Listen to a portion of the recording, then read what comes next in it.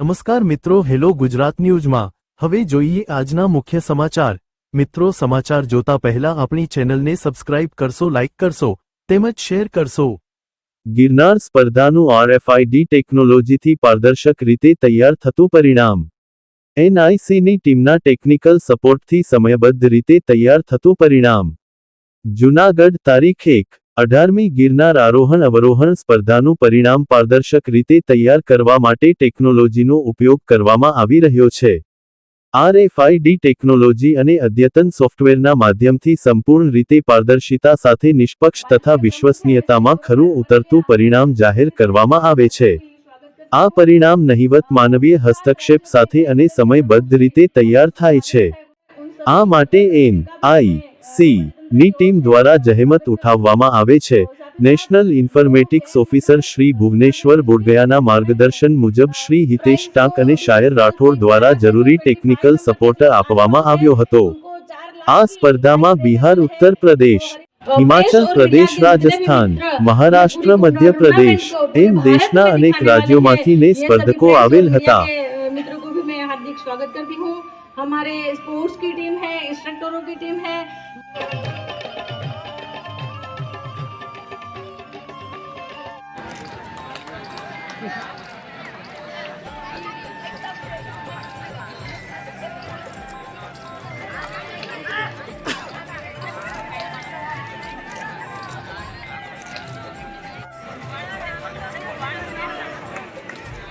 जोश है, हौसला बुलंद है।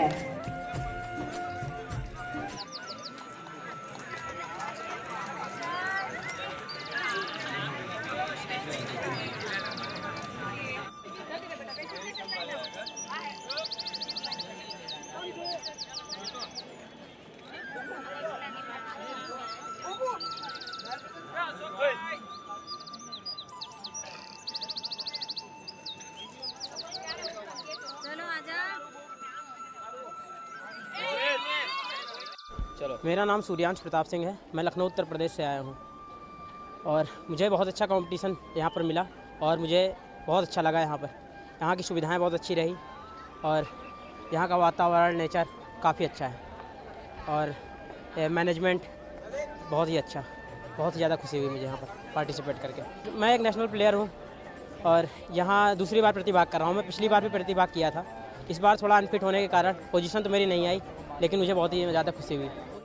गुजरात राज्य रमत गमत और युवा सांस्कृतिक विभाग और जूनागढ़ वहीवटी तंत्र द्वारा 18મી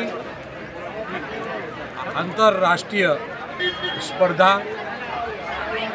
अवरोहण और आरोहण स्पर्धानी अंदर જ્યારે આજે સંપન્ન થયું છે ત્યારે હેલો ગુજરાત ન્યૂઝ ચેનલમાં બધાને નમસ્તે। મિત્રો, તમો અમારી ચેનલને લાઇક કરશો, સબસ્ક્રાઇબ કરશો, શેર પણ કરજો। અમો આપને કાયમ અવનવા સમાચાર આપવા પ્રયત્ન કરશું। ફરી મળીશું।